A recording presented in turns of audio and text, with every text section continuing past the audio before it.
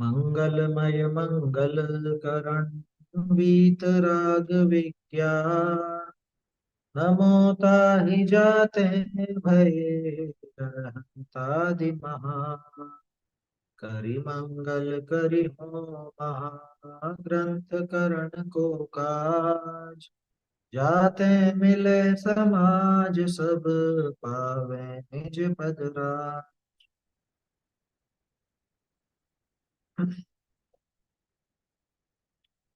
मोक्ष मार्ग प्रकाशक ग्रंथ में 8वें अधिकार पर चर्चा है। अपन पिछले दिनों से कर्णानुयोग के व्याख्यान का विधान देख रहे हैं। हमारे जो जैन शास्त्र है उसमें कर्णानुयोग के कथन करने की पद्धति कैसी होती है वो अपन देख रहे हैं। कल दो तीन बातें अपन ने देखी थी। छद्मस्थों की प्रवृत्ति के अनुसार कथन नहीं होता। कर्णानुयोग में छद्मस्थों की जो प्रवृत्ति है, जैसी भी बाहर में क्रिया होती है उस हिसाब से कथन नहीं होता, क्योंकि यहाँ पे क्रिया का कथन नहीं। यहाँ पर तो बिल्कुल केवल ज्ञान गम्य बातें हैं जो कदाचित उस प्रवृत्ति वाले जीव को खुद के बारे में ना पता हो। कभी ऐसा भी बने उसको खुद को नहीं पता हो, ऐसी बारीकियों का कथन यहाँ पे किया जाता है।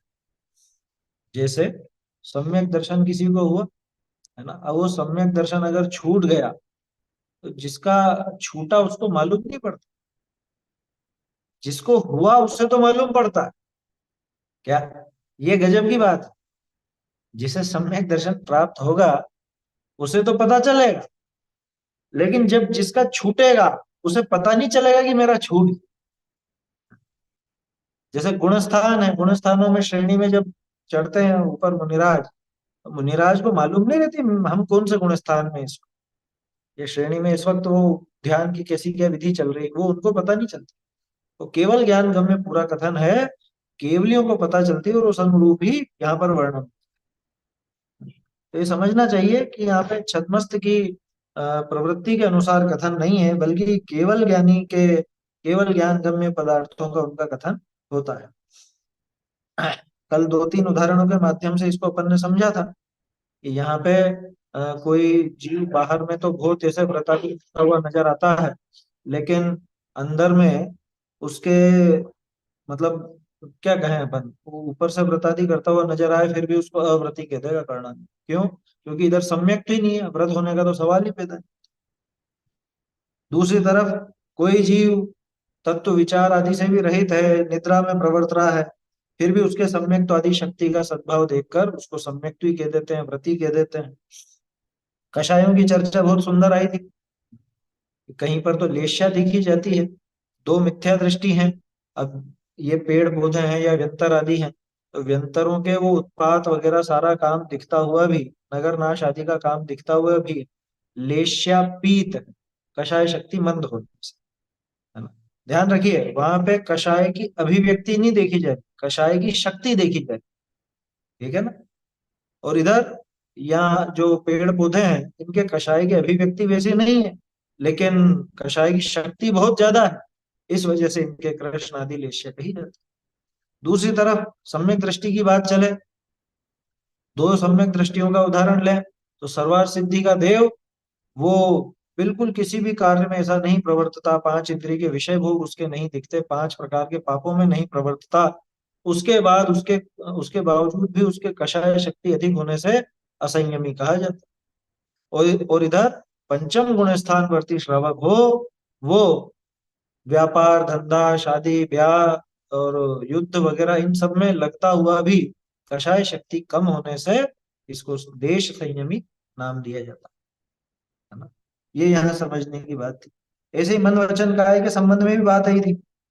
ये सारी असल में वो जो ऊपर पहली लाइन चली ना, छद्मस्त की प्रवृत्ति के अनुसार वर्णन नहीं है, केवल ज्ञान गम्य वर्णन है। ये उसी के उदाहरण है अलग अलग, ये सब उसी के उदाहरण। बाद में वो मन वचन काय की चेष्टा के बारे में भी अपन ने देखा। मन वचन काय की प्रवृत्ति अपने बहुत ज्यादा है, लेकिन योगों की जब बात की जाएगी तो अरहंतों के वो मन वचन काया की प्रवृत्ति हमसे कम होते हुए भी उनके योगों की प्रवृत्ति बहुत ज्यादा, उनके योग बहुत ज्यादा, आश्रव बहुत ज्यादा। हमारे योग वैसे नहीं। आया था ना, केवली गमनादि क्रिया रहित हुए वहां भी उनके योग बहुत कहा।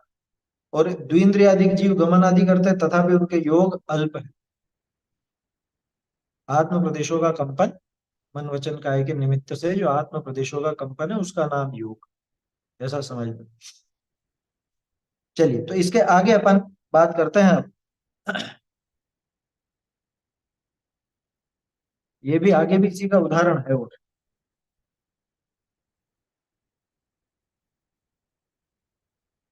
यहाँ वो एक पंक्ति छूटी थी जो डाल दी है। चलिए, ढूंढारी से पढ़ेंगे।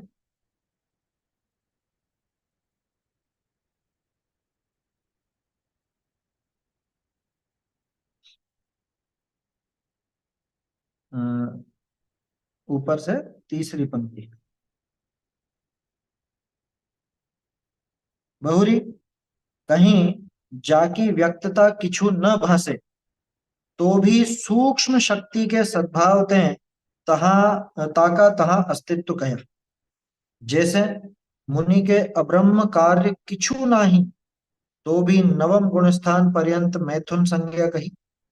अहमिंद्रनि के दुख का कारण व्यक्त नहीं, तो भी कदाचित असता का उदय कहा। नारकिनी के सुख का कारण व्यक्त नहीं, तो भी कदाचित साता का उदय कहा। ये लाइन छूट गई है। ये जो लाइन मैंने अभी बोली ना नारकियों वाली, ये लाइन पुरानी प्रतियों में छूटी हुई है। मंगलायतन वाली में तो छप गई है, लेकिन स्मारक और सोनगढ़ वाली प्रति में ये लाइन छूट गई है। अभी नोट करा दूंगा, पहले पढ़ लेते हैं। नारकिनी के सुख का कारण व्यक्त नहीं, तो भी कदाचित साता का उदय गया, ऐसे ही अन्यत्र जानना। बहुरी करणानुयोग सम्यक दर्शन ज्ञान चारित्रादिक धर्म का निरूपण कर्म प्रकृति का उपशमादिक की अपेक्षा लिए सूक्ष्म शक्ति जैसे पाइये, तैसे गुणस्थान आदि विषय निरूपण करे। वह सम्यक दर्शन आदि के विषयभूत जीवादिक तिनका भी निरूपण सूक्ष्म भेद आदि लिए करे। यहाँ कोई करणानुयोग के अनुसार ही आप उद्यम करे, तो हो ही सके नहीं।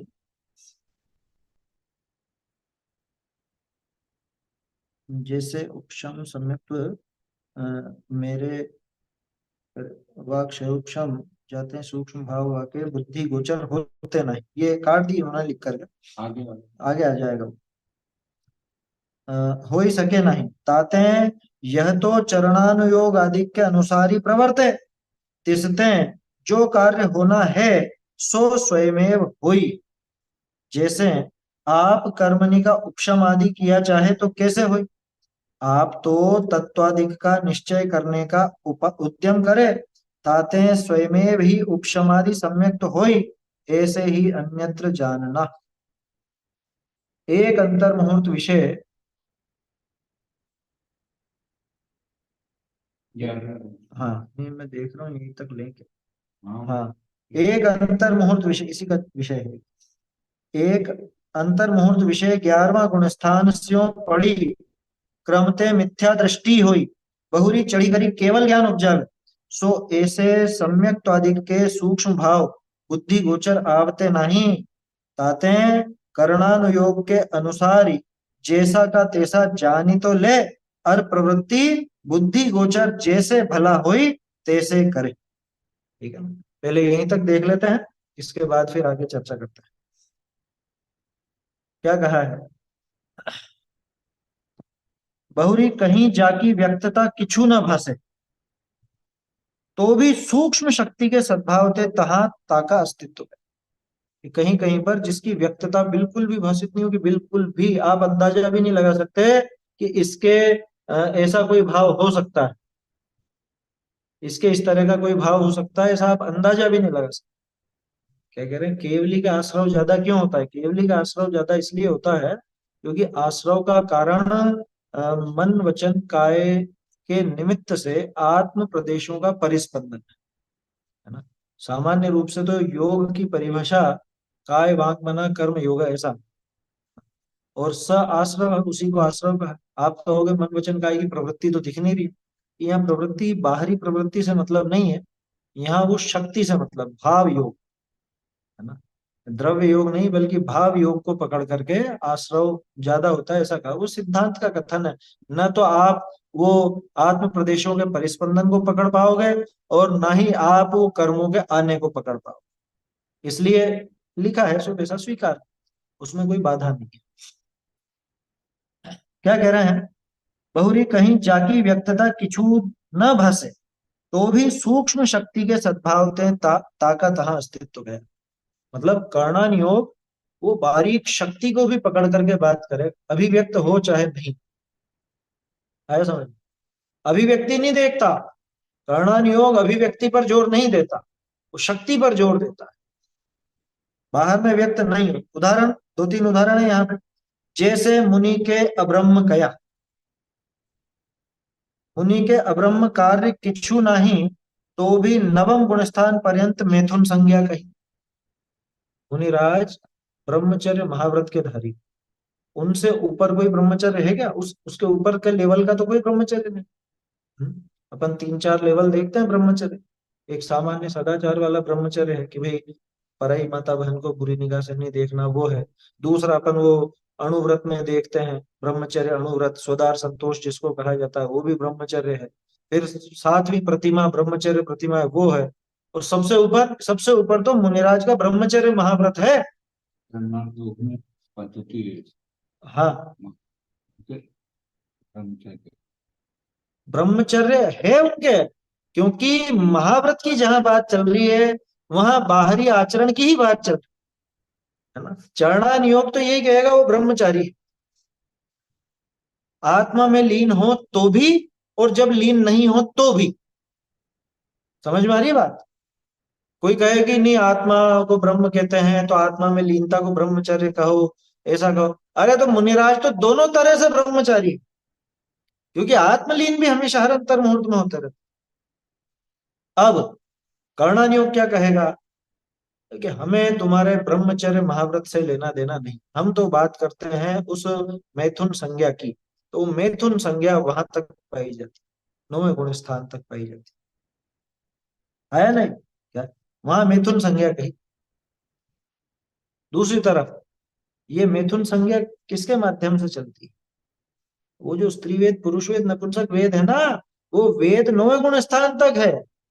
आप संज्ञा से नहीं समझो तो नौ कषाय के माध्यम से समझ लो। क्या अपन देखते हैं ना वो नौ कषाय की सत्ता कहाँ तक, तो हर एक की अलग अलग दिखाई। उसमें से ये वेद की, मतलब वेद कषाय जो है, वेद तीन वेद रूप नौ कषाय है, इसको कहाँ तक दिखाया कि ये नौवें गुण स्थान। लोभ 10वें तक है। अब लोभ की प्रवृत्ति दिख रही है क्या उनके? लोभ की प्रवृत्ति तो चलो यूं कह देंगे कि उनको मोक्ष का लोभ होगा या कुछ ऐसा होगा, लेकिन ये मिथुन वाली बात तो बैठती ही नहीं है ना। मिथुन संज्ञा वाली बात तो कैसे भी नहीं बैठती, किसी भी तरह से नहीं बैठती। क्यों? क्योंकि अपन बात कर रहे हैं नौवें गुण स्थान की। नौवां गुण स्थान माने आत्मलीनता का, और हल्का फुल्का नहीं, अनिवृत्तिकरण। अनिवृत्तिकरण आया समझ में? इतना ऊपर के लेवल का, जहां पे आत्मलीनता का प्रयास है, इतना गजब का प्रयास चल रहा है। और वहां पे कर्णन योग क्या बोलता है? यहाँ तक मैथुन संज्ञा मौजूद है, यहाँ तक तीन प्रकार के वेद की संज्ञा, वो मतलब वो वेद मौजूद हैं, उनका उदय यहाँ तक मौजूद है। बोलो, तो ये कर्णन योग कैसे देखता है कि वो बारीक से बारीक, अरे वो बीज को भी पकड़ेगा। वो बीज अभी प्रस्फुटित नहीं हुआ है, लेकिन वो बता देगा कि ये कितना बड़ा पेड़ होने वाला है। आया समझ? ये कितना बड़ा पेड़ बन जाएगा, ये बड़ का जो बीज है, ये कितना बड़ा पेड़ बन जाएगा, ये कर्णयोग इसके आधार पर बात करता है। अभी क्या है उसकी अभिव्यक्ति, ये नहीं बात करता। और अभी के अभिव्यक्ति की भी बात करेगा तो भी वो शक्ति के अनुसार ही करेगा, ये भी विचार कर। देखो, जैसे मुनि के अब्रह्म कार्य किछु नहीं। अरे पर स्त्री, स्व स्त्री, कोई से भी स्त्री, किसी का भी उनको विचार है क्या? जरा सा भी, रत्ती भर भी विचार है क्या? अरे स्त्री छोड़ो, उनको खुद के शरीर तक का विचार नहीं, अपन उस दशा की बात कर रहे हैं। नौवें गुण स्थान में तो वहां पे बाहर में बाघिन खा रही हो, चाहे सियालनी खा रही हो, चाहे सिगड़ी जल रही हो, माथे पे कैसा भी उपसर्ग हो रहा हो, उस तक का विचार नहीं है। तो वहां पे देखो मिथुन संज्ञा, क्योंकि नवे गुण स्थान पर्यंत मिथुन संज्ञा कही है। ये केवल ज्ञान गम्य बात है, ये साक्षात उन मुनिराज को भी पता नहीं चलेगी या, इतनी बारीकी। दूसरा उदाहरण, अहमिंद्र के दुख का कारण व्यक्त नहीं। अहमिंद्र की चर्चा कल करी थी ना अपन ने। हाँ? अहमिंद्र कौन कहलाते हैं? 16 स्वर्ग के ऊपर के सभी अहमिंद्र हैं। चलो ग्रेवेक तक की बात अपन यूं कहें कि मिथ्या दृष्टि, मिथ्या दृष्टि भी जा सकता है, वैसे सम्यक दृष्टि रहते हैं अधिकांश, बाकी मिथ्या दृष्टि भी वहां तक जा सकती है। लेकिन अनुदिश और अनुत्तर, 9 अनुदिश और 5 अनुत्तर, जिनमें वो सर्वार्थ सिद्धि विमान भी है, और जो अगले भव में नियम से मोक्ष जाने वाला है, उसके बाहरी अनुकूलता ही अनुकूलता है, प्रतिकूलता तो कुछ दिखती ही नहीं है। तो अहमिंद्रों के दुख का कोई कारण दिख रहा है यहाँ पे? कोई दुख का कारण व्यक्त है? शारीरिक, शारीरिक कोई दुख नहीं, मानसिक कोई दुख नहीं है, कोई दूसरे देव के द्वारा परेशान किया जावे ऐसा भी नहीं है, क्योंकि वहां तो सभी अहमिंद्र है, कोई बोझ तो है ही नहीं। ये आके ऑर्डर ऑर्डर मारेगा और अपने को इसका ऑर्डर मानना पड़ेगा, ऐसा तो कुछ है नहीं कि इंद्र ने आगे कह दिया हाथी बन जाओ तो हाथी बनना पड़ेगा एरावत को, ऐसा तो नहीं है ना। अहमिंद्रों की बात कर रहे हैं अपन, कि दुख का कोई कारण व्यक्त नहीं, तो भी कदाचित असाता का उदय कहे। ये कर्णानियों की ताकत है कि नहीं? आए समझ में? भले वो समुद्र में बूंद बराबर हो, तो भी वो है तो है, कर्णानियुक्त तो कहेगा कि है। हाँ, आया समझ में? दूसरा, ये जो लाइन लिखनी है नोट कीजिए इसके आगे, देवों की बात हो गई, अब नारकियों। ये पंक्ति पता नहीं कैसे छपने से रह गई पहले। नारकियों के सुख का कारण व्यक्त नहीं, लिख लीजिए, नारकियों के सुख का कारण व्यक्त नहीं, तो भी कदाचित साता का उदय कहा, कहा है। नारकियों के सुख का कारण व्यक्त नहीं, व्यक्त नहीं है, नहीं है लगा लीजिए। अच्छा, हाँ, नारकियों के सुख का कारण व्यक्त नहीं है, तो भी, तो भी बोलो चाहे तथा भी बोलो, कोई दिक्कत, तो भी कदाचित साता का उदय कहा है। ठीक है, सरल। भाई एक उदाहरण देवों का दिया, एक उदाहरण इनका दे, मतलब सब ले लिया उन्होंने, एक मुनिराज का उदाहरण ले लिया, एक देवों का ले लिया, एक नारकियों का ले लिया।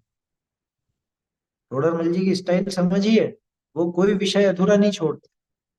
कोई सोचे शायद पुण्य के उदय वालों के, शायद पाप के उदय वालों के, शायद धर्म वालों के, तो तीनों उदाहरण आ गए, शुद्धोपयोग वाले, शुभोपयोग वाले, अशुभोपयोग वाले, हैं? लेकिन तीनों के वो दिखा।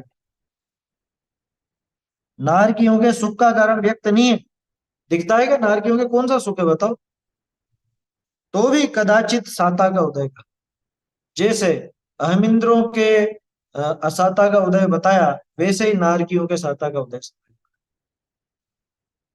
समझ में आ रही है बात? तीर्थंकरों के संबंध में भी आती है ऐसी बात। समुद्र में बूंद के बराबर देखा है। हाँ, समुद्र में बूंद के बराबर, समुद्र में बूंद के बराबर, क्योंकि देखो कर्म तो है ना, अब उन कर्मों का जो उदय है, कर्मों का उदय, तो सभी कर्मों का उदय है, और अघातिया तो पाप रूप, सॉरी, घातिया तो पाप रूप ही है सारे के सारे। तो उस दृष्टि से भी वहां अपन वो उदय देखते हैं। बोलिए। ऐसा भी कह सकते हैं ना, जैसे एक नारकी दूसरे नारकी को मारता है, तो वहां पे उसको वो हम्म। थोड़ा सुख का अनुभव होता होगा, उस हिसाब से भी थोड़ा सादा, क्योंकि सादा सादा तो बदलते रहते, वो ठीक है, लेकिन इस हिसाब से भी थोड़ा ले सकते हैं क्या? देखो वो तो केवल ज्ञान गम्य है कि साता का उदय कैसा कितना है ना। वो उसके चारित्र मोह का वैसा उदय, दूसरे को मार करके खुद को सुखी होना, उसमें साता कहाँ आई? साता में तो अनुकूलता देखी जाएगी, साता का उदय माने तो अनुकूलता। परिस्थिति को देख वो के तो अनुकूलता है, प्रकार लेकिन का होता है। हाँ? परिस्थिति के को भी देख के ही वो अनुकूलता प्रतिकूलता है ना, तो उसमें भी वो तो अनुकूल मान सकता है कि मैंने इसके मारा, इस हिसाब से भी होगा ना। नहीं नहीं नहीं नहीं, देखो मानना अलग चीज है, साता असाता का उदय मानने के ऊपर काम नहीं करता। साता असाता का उदय तो बाहरी अनुकूलता प्रतिकूलता पर ही काम करेगा। जैसे मुनिराज तो कुछ भी नहीं मानते, असाता का उदय हो तो मुनिराज दुख थोड़े ना मानते उसमें, लेकिन कहा तो असाता का ही उदय जाएगा ना वो। कहेंगे क्या उसको अपन, असाता का ही उदय कहेंगे, जो उपसर्ग आदि है या कुछ भी इस तरह का। तीर्थंकरों का जब जन्म होता है उस समय जो कहा जाता है ना कि एक समय के लिए, बस वो श्रद्धा का उदय। अब वो एक समय का क्या होता होगा मालूम तक नहीं पड़ता होगा, वो तो आश्चर्य में ही निकल जाता होगा ये क्या हुआ, ये मार पड़ते पड़ते कैसे रुक गई एक समय के लिए, है? वो मालूम भी नहीं पड़ेगा, इतना बारीक है। तो वो समुद्र में बूंद बराबर बताया जाता है, वो पकड़ में नहीं आएगा अपने भी। केवल ज्ञान गम्य विषय है असल में। साता के उदय में हमेशा बाहर में अनुकूलता देखी जाएगी, वो क्या मान रहा है ये नहीं देखा जाएगा। साता के उदय में ये देखना चाहिए, ऐसे ही असाता के उदय में प्रतिकूलता। मुनिराज तो बिल्कुल भी परवाह नहीं करते बाहर में कितनी प्रतिकूलता हो, तो क्या उनके असाता का उदय नहीं कहा जाएगा?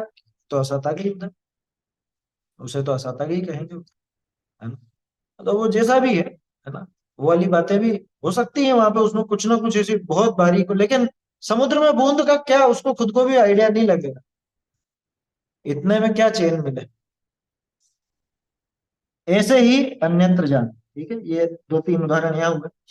और देखिए कैसी बारीकी होती है कर्णानुयोग, बहुरी कर्णानुयोग सम्यक दर्शन ज्ञान चारित्र आदिक धर्म का निरूपण कर्म प्रकृति की उपशम आदि की अपेक्षा लिए सूक्ष्म शक्ति जैसे पाइए तैसे गुणस्थान आदि विषय निरूपण करे।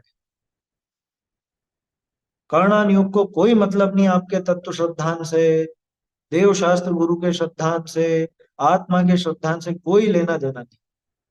कर्णानुयोग तो बात करेगा कि मिथ्यात्व का उपशम है तो उपशमिक सम्यक दर्शन, क्षय है तो क्षयिक सम्यक दर्शन, क्षयोपशम है तो क्षयोपशमिक सम्यक दर्शन। कर्णानुयोग की परिभाषा ही यही आया समझ में। सामान्य रूप से देखो एक अंतर दिखाता हूं, मति ज्ञान की क्या परिभाषा। सामान्य रूप से आप कहोगे इंद्रिय और मन के निमित्त से होने वाले ज्ञान को मति ज्ञान कहते हैं, है ना, समझने के लिए ठीक है, कोई दिक्कत नहीं है, आशय वही आना। लेकिन जब कर्णानुयोग या सिद्धांत में जाओ तो क्या परिभाषा आएगी, मति ज्ञानावरण और वीर्यांतराय कर्म के क्षयोपशम से होने वाले ज्ञान गुण की विशेष परिणमन को मति ज्ञान कहते हैं। ये कर्णानुयोग की परिभाषा। तो कर्णानुयोग को कोई मतलब नहीं कि आप इंद्रिय से जान रहे हो, मन से जान रहे हो, किससे जान रहे हो, कोई लेना देना। कर्णानुयोग तो सीधे गए कौन से कर्म की क्या दशा है वो कर्मों के आधार से बात करें। समझ में आई बात। ये कर्णानुयोग की पद्धति ऐसी है ना। अब बहुत से लोग क्या है वो झगड़ते हैं, अनुयोगों की व्याख्यान का विधान समझते नहीं है और झगड़ते कि नहीं नहीं ये परिभाषा नहीं है, ये वाली हमने तो यही पढ़ी है, तुम जाने कहाँ से लिया। अरे भाई तुमने पढ़ा क्या है अभी, और कितना पढ़ा है, जिनागम अगाध है। कोई भी अगर बात आए तो उस पर विचार करना चाहिए कि ये कैसे अनुयोग की बात है, उसका किस तरह से व्याख्यान किया जाता है।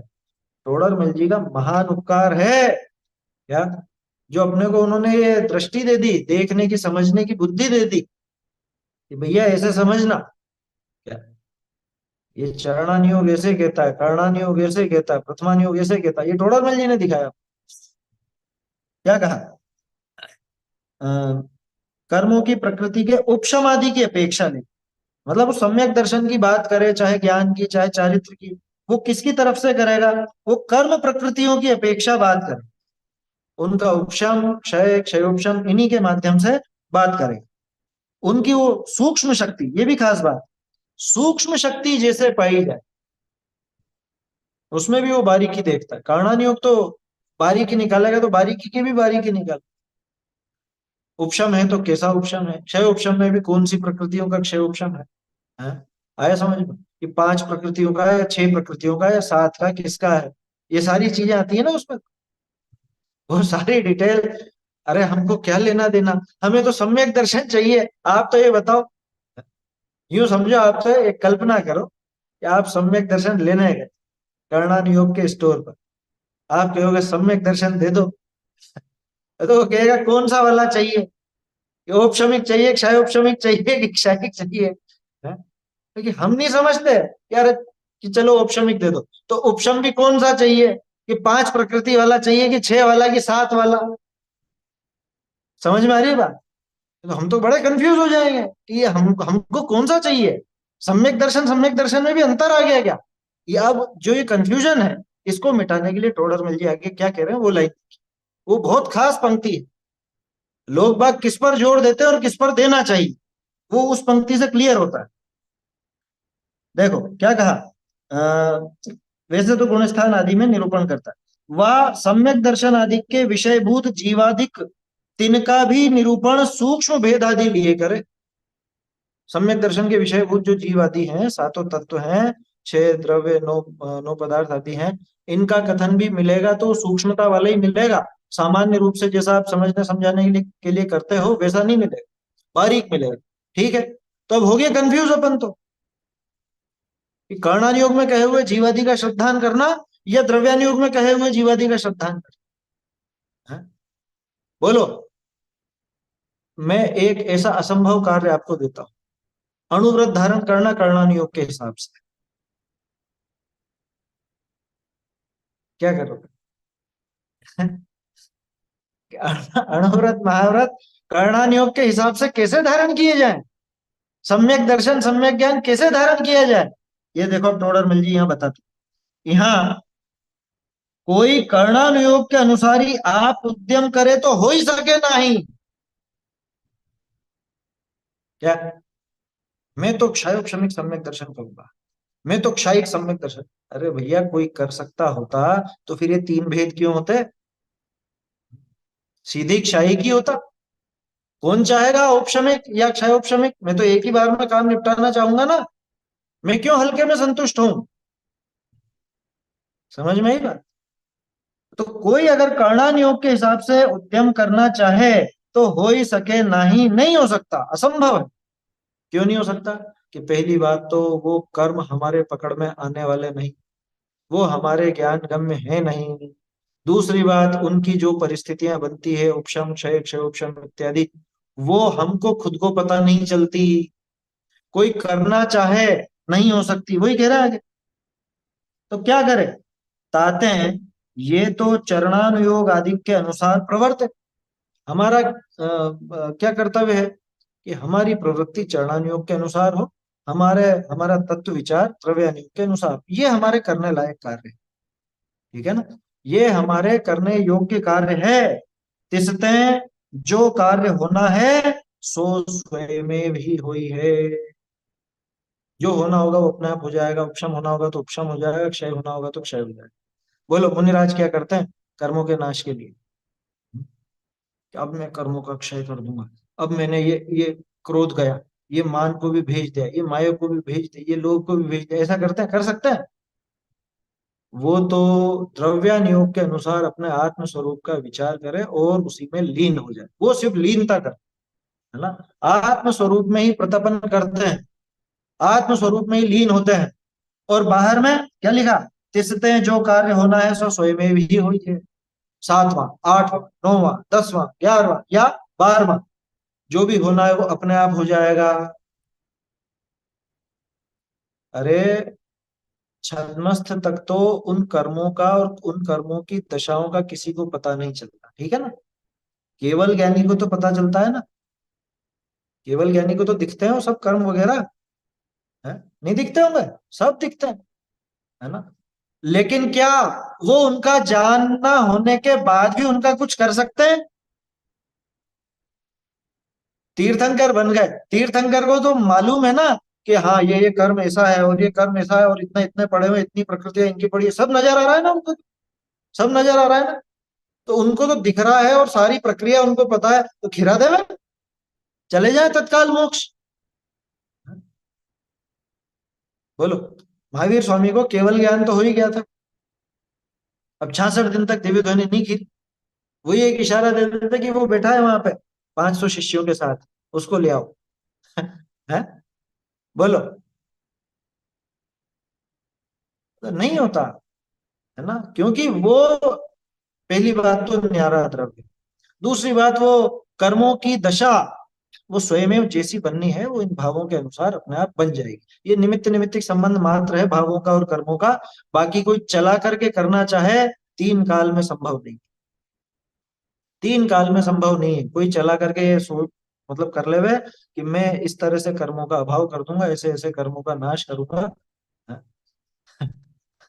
वो राय जी का है ना, इसका मतलब वो बात सिर्फ ऐसी ही है समझने की। वो समाधि मरण का पाठ है, उसमें मैं कर्मों को भचक भचक करके मारूंगा और ऐसा करूंगा और वैसा करूंगा, खूब वर्णन लिखा उन्होंने। वो सिर्फ एक सामान्य कथन है। उसमें चक्कर में यूं मत आ जाना कि अरे कोई कर्मों का ऐसा कर सकता हो, कोई नहीं कर सकता। कोई नहीं कर सकता। कर्मों को साक्षात जानने वाले केवल ज्ञानी भी नहीं कर सकते, तो जिनको कर्मों की दशाओं का या उनका ज्ञान नहीं है वो तो कैसे कर। समझ में आ रही है बात? तो नहीं कर सकते। तो क्या कहा फिर, हम क्या करें? हम तो कंफ्यूज हो गए। कि कंफ्यूज मत हो, ये तो चरणानुयोग आदि, आदि चरणानुयोग आदि, आदि में कौन आया? चरणानुयोग और अध्यात्म। चरणानुयोग में बाहर का आचरण अथवा अपना अपने भाव कैसे रखना वो बताया गया है। अध्यात्म में वस्तु स्वरूप की बात। तो अपने आत्म स्वरूप की बात समझे, विचार करे, निर्णय करे, और और बाहर में जैसा आचरण चरणानुयोग के अनुसार इसकी भूमिका के लिए बताया है, तो वो आचरण भी इसका बाहर में वैसा हो। इसका कर्तव्य तो इतना मात्र है ना, वैसे भाव हो और वैसी क्रिया हो। इसका कर्तव्य तो इतना मात्र। ये चरणानुयोग और द्रव्यानुयोग के अनुसार प्रवर्ते तिसते जो कार्य होना है सो स्वयमेव ही हुई है। वो अपने आप ही होता।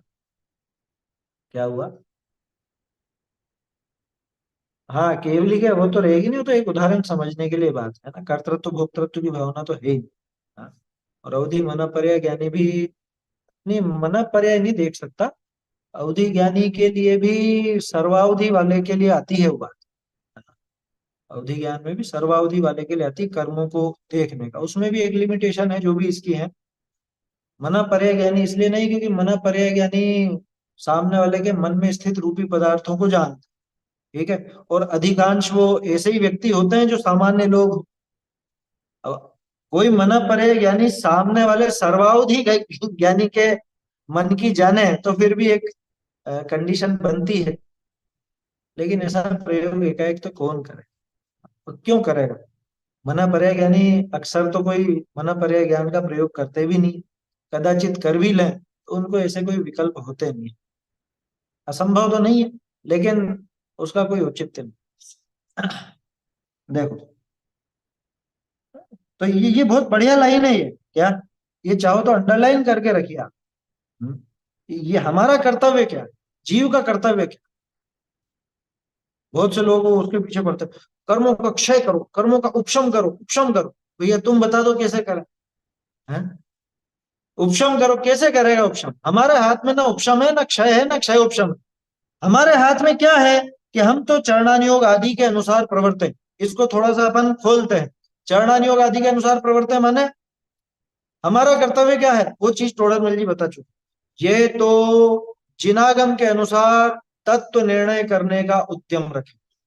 उसके आगे है, तो आप तो तत्व का निश्चय करने का उपयोग करें। ये इसमें आगे आ रहा होगा इसमें, है ना? हम्म। ये रहा ना, हाँ इसके आगे तो है। हाँ, अभी तो पढ़ा अपन। क्या लिखा है? चरणानुयोग आदि के अनुसार कैसे होगा? तिसते जो कार्य होना है सो स्वयं में हुई। जैसे आप कर्मणि का उपशम आदि किया चाहे तो कैसे हो?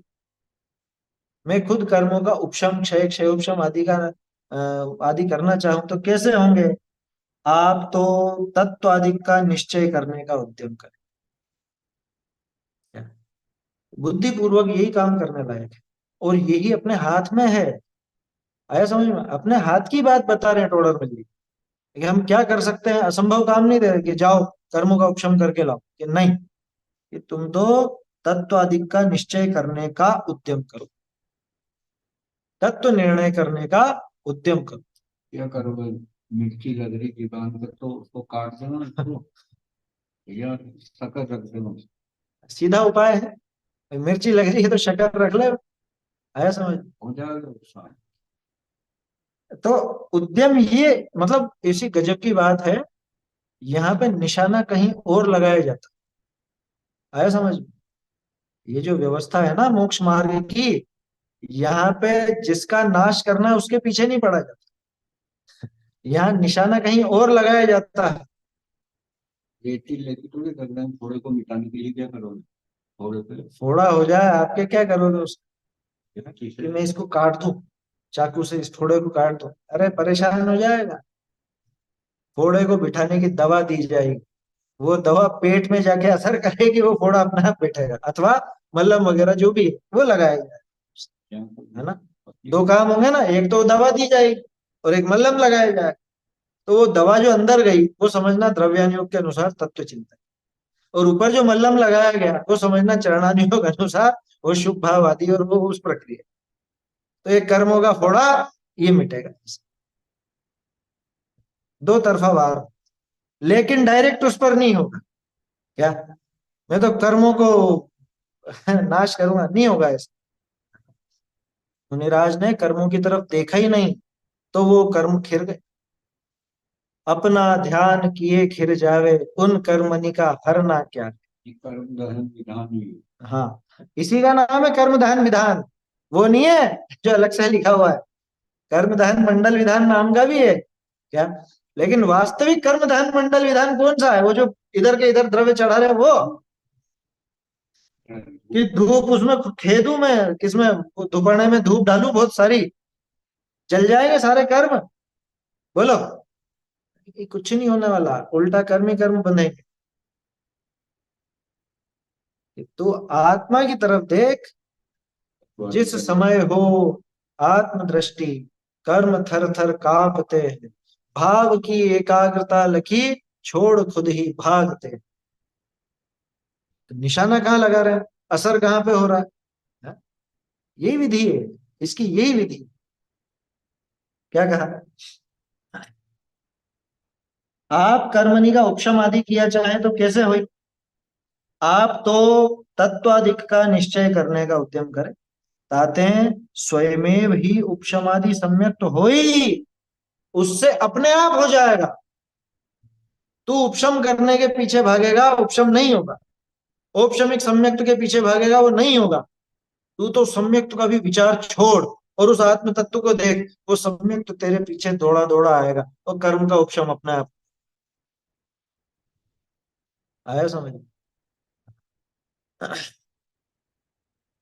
वो एक भजन है ना, वो अच्छा है वो, अ, क्या है वो साधन, क्या है वो, दर्शन बेटा जाए और साधन है? मूलन बेटा। मूलन बेटा जायो, भारी है वो थोड़ा भजन। मूलन बेटा जायो, साधु मूलन बेटा जायो, बनारसी दास जी का। सम्यक दर्शन रूपी बेटा पैदा हुआ, कैसा हुआ? कि वो पूरे कुटुंब को खा गया। वह कुटुंब कैसा बताया? वह कुटुंब वो कर्मों का, पापों का और उनका बताया कि सारे इनका नाश कर दिया उसने। बहुत बढ़िया भजन है वो। क्या समझने में बड़ा अटपटा लगेगा एकदम, तो कि ऐसा कैसा बेटा हुआ जो पूरे खानदान को ही खा गया है, पूरे खानदान को नष्ट कर दिया। कि ये सम्यक दर्शन ऐसा ही पुत्र है जो ये इधर सारे कर्म के खानदान का नाश कर देता है। ऐसा बेटा पैदा होता है। समझ में आ रही है बात? काम कहाँ हो रहा है? ये काम तो हो रहा है इधर तत्व विचार, आत्म स्वरूप के चिंतन का, उसमें रमणता का, और नाश हो रहा है कर्मों। समझ में आ रहा है? ऐसा पहले वो कहानियों में आता था ना, कि इधर कहानियों में क्या, अपने पुराणों में आता है कि जैसे जैसे वो कहीं पे वो बालक पैदा हुआ जो इसके नाशक है, तो वो बालक वृद्धिंगत होता जाता है और इधर ये धीरे धीरे इसका सब काम बिगड़ने लगता है। रावण आदि के प्रसंग में आया जाए, या फिर कंस के प्रसंग में आया, शायद कंस के प्रसंग में आया कि वो कृष्ण पैदा हुए उधर, और जैसे जैसे कृष्ण बढ़ते जा रहे हैं इसके उपद्रव खड़े होते जा रहे हैं। कि ये हो क्या रहा है, कौन कर रहा है? ये कुछ भी नहीं कर रहा है, उधर तेरा पाप बढ़ता जा रहा है, उधर उसका पुण्य बढ़ता है ना। वो तो सामान्य कथन है, वो कहानी का तो सिर्फ उदाहरण समझना। इधर सम्यक दर्शन की तरफ वृत्ति बढ़ती जाती है, इधर कर्मों की दुर्गति होती जाती है, ऐसा समझिए। हाँ, निमित्त निमित्ती की है। कर्णनियोग तो निमित्त निमित्ति की कथन करता है। देखो, ऐसे ही अन्यत्र जान, एक अंतर मुहूर्त विषय। ये तो तत्वादि का निश्चय करने का उद्देश्य है, बस हाँ, और कुछ नहीं कर सकता। और ये टोडरमल जी ने कई जगह दिया है। ये वाला देखिए अपना, उसमें लगाना निशान। जहाँ वो तत्व विचार की प्रेरणा दी ना, ये वहां उसमें इसको भी जोड़ सकते हैं। पहले जो नोट कराए थे ना तत्व विचार के, शुरू में 20 नंबर पेज पर जो नोट कराए थे, उसमें ये भी चीज जोड़ी जा सकती है। इसका इसका काम कितना है, इसका कर्तव्य कितना है, मतलब हमारा, इसका किसका, हमारा, हमारा कर्तव्य कितना है कि हम तो तत्व विचार करने का उद्यम करें। हम तो तत्व विचार करने का उद्यम करें। नहीं कर रखा है अपन ने, नोट कर रखा है शायद। नोट कर रखा है। कितना करते? हाँ, नहीं है, 277 नंबर कर रखा है ना। 13, 12, 13 दे देता है। हाँ करवा रखा है, ठीक है, वो मेरे दिमाग से निकल गया था, लेकिन है उसके अंदर। तो ये बढ़िया पंक्ति है ये। हमारा कर्तव्य क्या है कि आप तो तत्वादि का निश्चय करने का उद्यम करें, ताते स्वयं भी उपशमादि सम्यक तो हो ही, ऐसे ही अन्य और ये क्या कर सकता है? बस बाहर में कुछ नहीं कर सकता, है भी नहीं ना, अपने हाथ में ही। भीतर में कुछ नहीं कर सकता, और ये तत्व का नहीं। देखो, इतनी गजब की बात है, आप दुनिया में कुछ अपने करने का कार्य क्षेत्र ढूंढोगे, कुछ भी नहीं मिलेगा बाहर में। ठीक है ना। इस शरीर और शरीर से बाहर देखोगे तो अपने करने का कुछ नहीं। शरीर के अंदर भी देखोगे कर्मों की तरफ, वो भी अपने करने का कुछ नहीं। तो अपने करने का क्या रहा? अपने करने का तो तत्व विचार ही रहा, वो अपने हाथ की बात है ना। और उसे करने की शक्ति है अपने में। ज्ञान ही तो चाहिए उसके लिए, और क्या चाहिए, ज्ञान और रुचि। उससे सब काम होता है, परम सुख उससे ही मिलता उससे अपने आप सारा का सारा, अपने पाप का नाश और धर्म की प्राप्ति। है। पाप की तो क्या बात करें, वो तो दुख का नाश, पाप माने दुख, है ना। वो सारे कर्मों का, दुखों का नाश उसी से होगा, पूर्ण सुख की प्राप्ति उसी से होगी। उसी समय घटेगा दुख, निश्चय किया नहीं कि उसी समय घट जाएगा। तत्काल ही नगद का धंधा है यहाँ पे, उधार नहीं है क्या। जिस समय वो तत्व विचार चला, आनंद तो उसी समय आना है। ये रिपोर्ट मेरी है ही नहीं, ये रिपोर्ट बताइए तो गलत आ गई, कोई और की है। बोलो, आप कितनी देर में हंसोगे? कितनी देर बाद आनंद आएगा उसका? कह रहे मेरी नहीं है ये। पहले घबरा रहा था, मेरी नहीं हो रही, मेरी रिपोर्ट है कैंसर हो गया, सब इकट्ठे कर ले। अब आचार्य देव ने कहा कि तू तो इससे अलग ही है, तेरे हुआ ही नहीं है। व्यक्ति है या डॉक्टर ने किसी के साथ प्रसन्न कर अच्छे लोग बचिए। अब देर लगेगी उसको, उसी समय आनंद आता है समझ में। देखो, तो ऐसे ही अन्यत्र जान, एक अंतर मुहूर्त विषय, 11वां गुण स्थान से यूं पड़ी, क्रमते मिथ्या दृष्टि हुई, बहुरी चढ़कर केवल ज्ञान उपजा। ऐसी ऐसी दशाओं का भी वर्णन है। 11वें गुण स्थान से गिरे कौन? मुनिराज। 11वां गुण स्थान समझा? 11वां गुण स्थान माने वीतरागता। 11वें से वीतरागता प्रारंभ है ना, भले टेम्पररी है लेकिन है तो वीतरागता ही। 11वें और 12वें गुण स्थान की वीतरागता में कोई अंतर ये कोई भी नहीं। चालू आया समझ? हाँ, यथा क्या थी, यथा क्या चरित्र, 11वें गुण स्थान में तो कोई अंतर नहीं है वहां पे, 11वें में 12वें में। लेकिन वो 11वें गुण स्थान वाले मुनिराज, वो 11वें से गिरते गिरते गिरते गिरते पहले तक भी आ सकते हैं, आते हैं ये नहीं है बात, आ सकते हैं। ध्यान रखना। नहीं तो कोई सोचे, पहले मैं, बहुत पहले मैं भी ऐसे ही सोचता था कि 11वें से गिर के तो पहले में ही आ जाए। ऐसा नहीं होता, है ना। वो बीच में छठे पर रुक करके संभल कर वापस आगे बढ़ भी सकते हैं। न्यूनतम 7वें तक तो आएंगे ही आएंगे, है ना। बल्कि छठा भी मान ही लो, वहां तक आ जाते हैं, वापस से चढ़ भी सकते हैं। और गिरे तो 5वें में, और गिरे तो चौथे में, और गिरे या फिर सीधे ही पहले में भी, 7वें से सीधे पहले में भी आ सकते हैं। वो बन सकता है। खैर, वो सारा तो गिरना चढ़ना लगा रहता है। खास बात क्या है, 11वें गुण स्थान से पड़ी, क्रमते मिथ्या दृष्टि हुई, मिथ्या दृष्टि हो गए, बहुरी चढ़कर और वापस से चढ़कर केवल ज्ञान उपजा ले, केवल ज्ञान की प्राप्ति कर ले। सो ऐसे सम्यक्त्वादि के सूक्ष्म भाव बुद्धि गोचर आवते नहीं। वो जब गिरे उनको मालूम चला कि मैं गिर गया हूँ? 11वें से 10वें में आए तो मालूम नहीं चले, 9वें में, 8वें में, 7वें तक भी पता नहीं चले। क्यों? क्योंकि सारी आत्मलीनता की दशा। छठे में मालूम चल जाए, छठे में आत्मलीनता टूटेगी तो पता चल जाए, पता चल जाए। चल जाए क्यों कह रहा हूं मैं? क्योंकि नहीं जाए ध्यान तो आया समझ में? और वापस से चढ़ भी सकते हैं, वापस से चढ़ गए तो पता भी नहीं चला ये क्या हुआ, मैं तो आत्मा का आत्मा में लीन था। मतलब एक कल्पना तो करो आप, वो जीव 11वें से गिर के और नीचे छठे तक भी आया, 7वें तक आया, और वापस से वो क्षपक श्रेणी मान के वो केवल ज्ञानी हो गया अनंत अनंत काल तक के लिए। उनको मालूम भी नहीं पड़ा, मालूम भी नहीं पड़ा कि कब गिर गए, कब चढ़ गए, हम केवल ज्ञानी हो गए, सुखी हो। केवल ज्ञान होने के बाद तो सब मालूम चलता है कि हमारी क्या दशा हुई, क्या नहीं हुई। लेकिन वहां जहां अनंत सुख की प्राप्ति हुई, वहां तक उनको कुछ मालूम भी नहीं चला। और कर्णानियोग, कर्णानियोग एक एक बारीकी को खोल के दिखा देता है कि ऐसे परिणाम से ऐसे परिणाम हो गए, ऐसे से ऐसे हो गए, ऐसे से ऐसे हो गए। मतलब जो भी उसमें प्रक्रिया होती है वो सारी प्रक्रिया बताता है। सो ऐसे सम्यक्त्वादि के सूक्ष्म भाव, सम्यक्त्वादि की क्यों लिखा? क्योंकि 11वें से गिराकर, मतलब गिरते हुए सीधे पहला पहला भी दिखाया, और फिर चढ़ के वापस से केवल ज्ञान भी उपाले हुए तो वो भी दिखाया।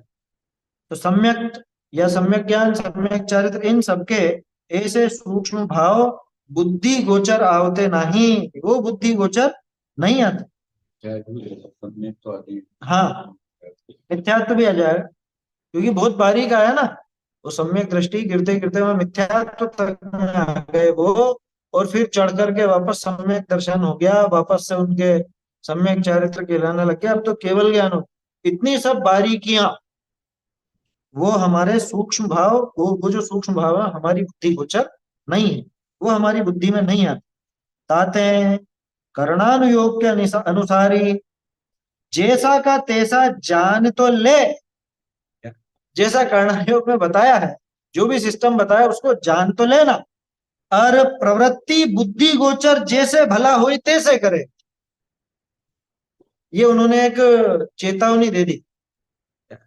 ये सारी प्रक्रिया बताई जाएगी कर्णानुयोग से। आपने जिन्होंने 14 गुण स्थान पढ़ लिया है वो अब समझ रहे होंगे इस बात को कि उसमें अपने हाथ का कुछ भी नहीं।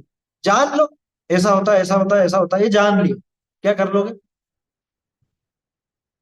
जान के कर क्या लोगे उसको? कि कर कुछ भी नहीं सकते। तो करना कैसा? कि भैया कर्णानुयोग के अनुसार जान तो लेना जैसा का तैसा। जैसा का तैसा माने जैसा दिखाए वैसा ही स्वीकार करना, उसमें कुछ गड़बड़ नहीं है। लेकिन प्रवृत्ति, अब प्रवृत्तियां दोनों तरह की, अपने भावों की भी और उसके निमित्त से होने वाली बाहर की भी। ठीक है? प्रवृत्ति बुद्धि गोचर, अपने बुद्धि में जैसी आवे, क्योंकि तत्व विचार वो अपनी बुद्धि में आता।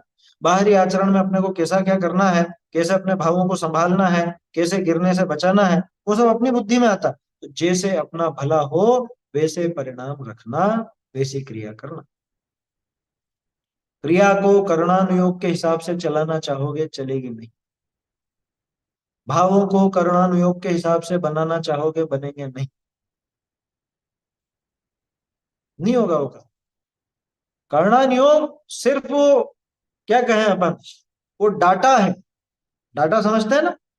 वो उसका एक जो कुछ भी है उसमें वो सब है इसमें पूरी।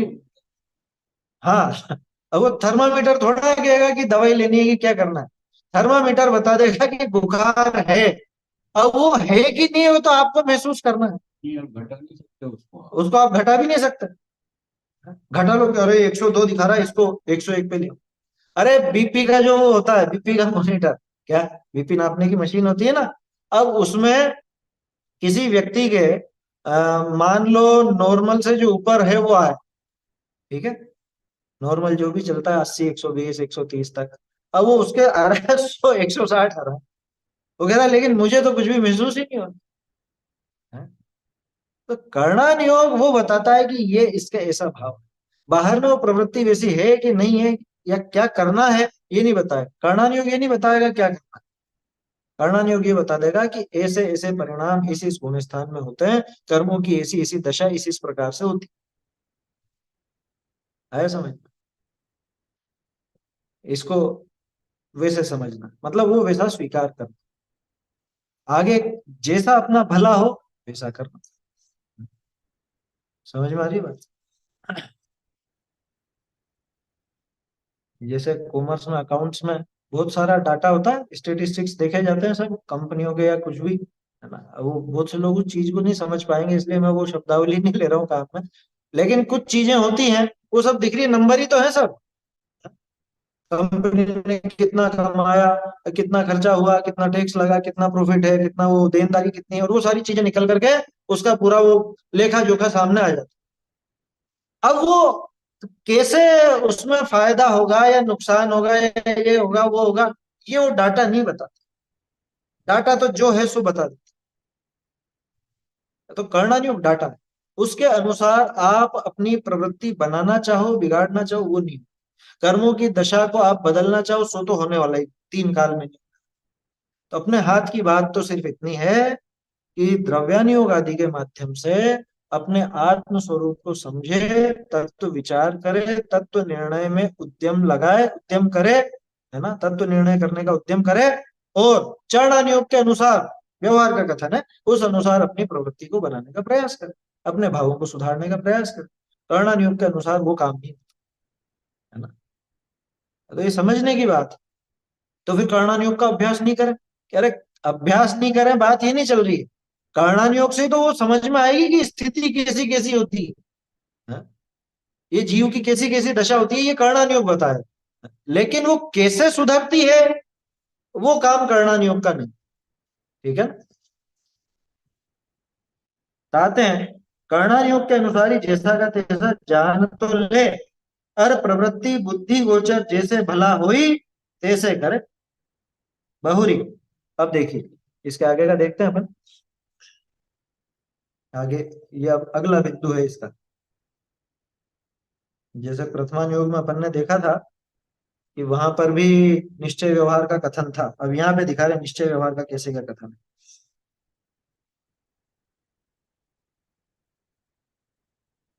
बहुरी कर्णानुयोग विषय भी कहीं उपदेश की मुख्यता लिए व्याख्यान होई, ताको सर्वथा तैसे ही न मानना।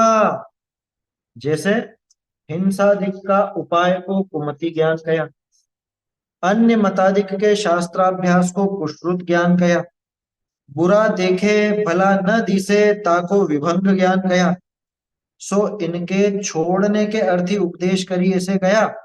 तारतम्यते मिथ्या दृष्टि के सर्व ही ज्ञान कुज्ञान है, सम्यक दृष्टि के सर्व ही ज्ञान सुज्ञान है, ऐसे ही अन्यत्र जान।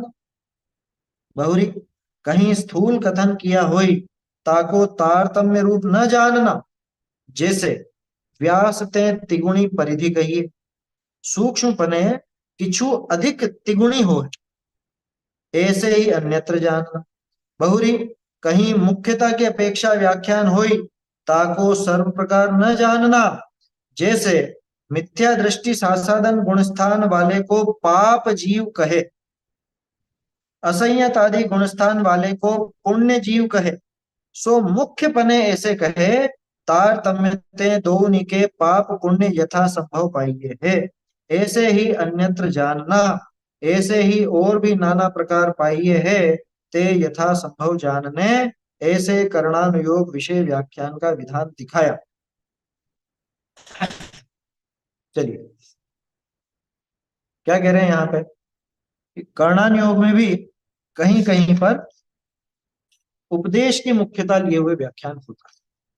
वैसे तो कर्णानुयोग का विषय नहीं है उपदेश देना, तो कर्णानुयोग में कोई उपदेश आदि दिए भी नहीं जाते, फिर भी कहीं कहीं पर मिल सकता, क्योंकि आचार्य देव को लिखते लिखते थोड़ा कुछ ऐसा भाव आ जाए कि थोड़ा बहुत उपदेशात्मक कथन भी कर देना तो कर देते। उदाहरण दे रहे, ऐसा समझ में आया होगा आपको, हिंसादि के उपाय को कुमति ज्ञान, ऐसी परिभाषाएं हैं क्या? कुमति ज्ञान, ज्ञान किसका नाम? हिंसादि का उपाय करना, मतलब वो ज्ञान में वैसा विचार करना, हिंसादि का वो कुमति ज्ञान। गजब हो गया, ऐसी परिभाषा कहीं नहीं मिली। लेकिन ये समझाने के लिए उपदेशात्मक है कि भैया ऐसा काम मत करो, हिंसादि के उपायों का विचार मत करो। जबकि यही कर्णानुयोग कुमति ज्ञान की परिभाषा कैसे देगा? अगर कर्णन योग से देखो तो एक तो मति ज्ञानावरण और वीर्यांतराय कर्म का क्षय उपशम वो लगेगा, उसके साथ में मिथ्यात्व को और जोड़ देगा। दर्शन मोह के सहयोग सहित, दर्शन मोहनी के सहयोग सहित मति ज्ञानावरण और वीर्यांतराय कर्म के क्षय उपशम का, तो वो कुमति ज्ञान की परिभाषा बनती है। ये कर्णन योग की परिभाषा। लेकिन कहीं कहीं पर कर्णन योग में भी आचार्य देव उपदेशात्मक कथन कर देते, जीवों को हिंसा आदि से निवृत्त होने का उपदेश देने के लिए वो ऐसा भी कह देते हैं क्या? कि भैया हिंसा आदि का उपाय वो कुमति ज्ञान, कुश्रुत ज्ञान, कि अन्य मत के जो शास्त्र आदि हैं उनके अभ्यास को कुश्रुत ज्ञान का, उनके श्रुत का अभ्यास वो कुश्रुत ज्ञान, क्योंकि श्रुत माने शास्त्र और वो खोटे शास्त्र तो कुश्रुत ज्ञान।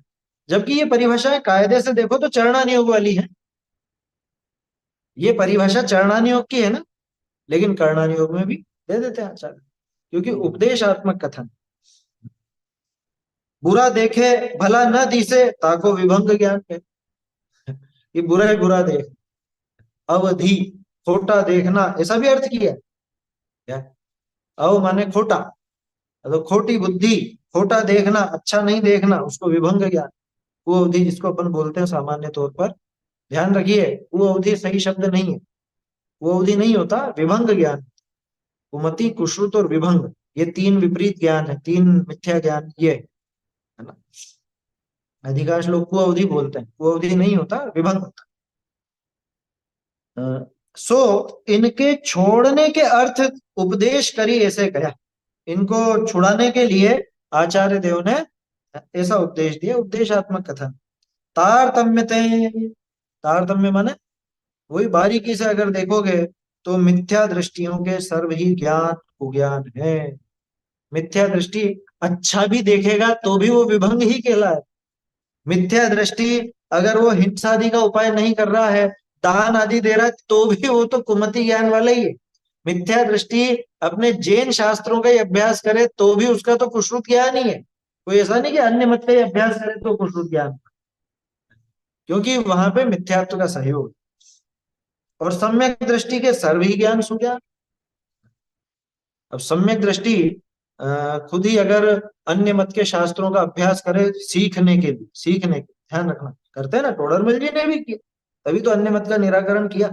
न्याय शास्त्र अगर सीखना है, न्याय ग्रंथों को पढ़ना है, तो वो अन्य मत की बात तो आएगी आएगी।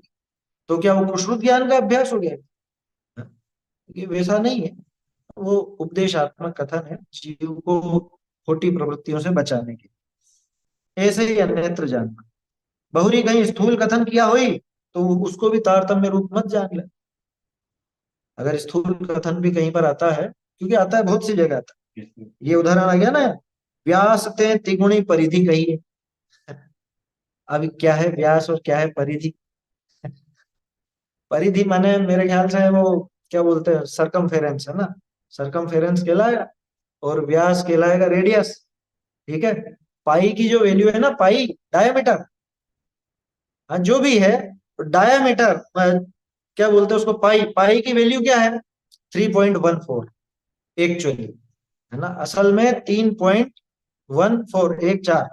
ठीक है, वो पाई की वैल्यू, वो भी एक चार भी उसके भी आगे है वास्तव में तो, और भी लंबी होती है। तो वो पाई की संख्या बता रहे हैं।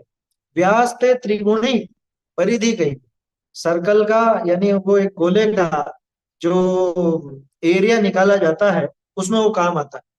तो वही फॉर्मूला है कि तिगुणी कही जाती है लेकिन वास्तव में तिगुणी नहीं होती, वो तिगुणी नहीं है। सूक्ष्म पने किछु अधिक थे, अधिक तिगुणी हो, ऐसे ही अन्यत्र भी जान लो। ठीक है, सरल है, दो तीन उदाहरण है छोटे छोटे। बहुरी कहीं मुख्यता अपेक्षा व्याख्यान हुई ताको सर्व प्रकार न जान, कहीं कहीं पे मुख्यता वाली बात भी होती है। जैसे जैसे मिथ्या दृष्टि सासाधन गुणस्थान वाले को पाप जीव कहे। कौन सा सासाधन? अब देखो यहाँ पे छोटी का प्रयोग किया टोडर मिल जी, क्योंकि यह गुणस्थान का नाम है ना। मिथ्या दृष्टि गुणस्थान, मिथ्या दृष्टि जीव नहीं, मिथ्या दृष्टि गुणस्थान, टोडरमल जी ने खुद ने यहाँ पे छोटी की। और सासाधन गुणस्थान, ये दो गुणस्थान वालों को क्या कहा? पाप जीव। गजब हो गया, इनको पाप जीव। ये पूजा करे तो भी पाप जीव, ये दान दे तो भी पाप जीव, ये शुभ भाव में लग रहा है तो भी पाप जीव, कि हाँ पहले और दूसरे गुण स्थान वाले को पाप जीव कहे। दूसरी तरफ असंयत आदि गुण स्थान वाले को पुण्य जीव कहे। चौथा पांचवा इत्यादि जो भी हैं उनको नाम दिया पुण्य जीव। सो मुख्य पन्ने ऐसे कहे, तारतम्यते दोनी के पाप पुण्य यथा संभव पाइए। है ना, मिथ्या दृष्टि जीव भी शुभ भाव करके पुण्य बांधता है, और सम्यक दृष्टि जीव भी अशुभ भाव करके पाप बांधता है।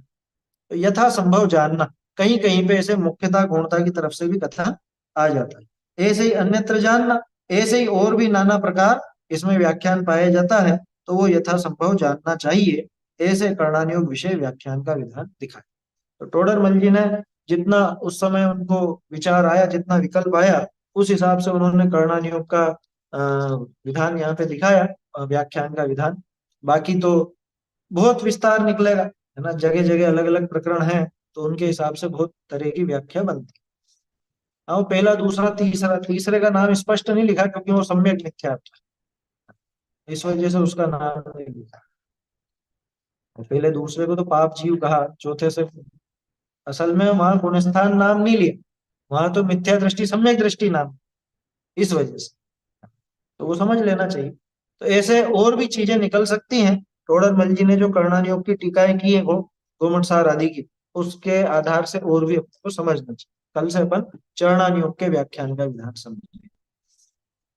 चैतन्य के स्मरण प्रतिक्षण ही करो रे, भव के अनंत दुख को क्षण में हरो रे, अक्षय अनंत सौख्य निधान पाओ, गाओ अरे इसी के गीत गाओ, निज निधि में बताई यह अनंत दुख अनंत पार, उपकार है, इसके लिए जिन आत्मा को वंदना वंदना सत्य भाव, है, वंदना सत्य भाव।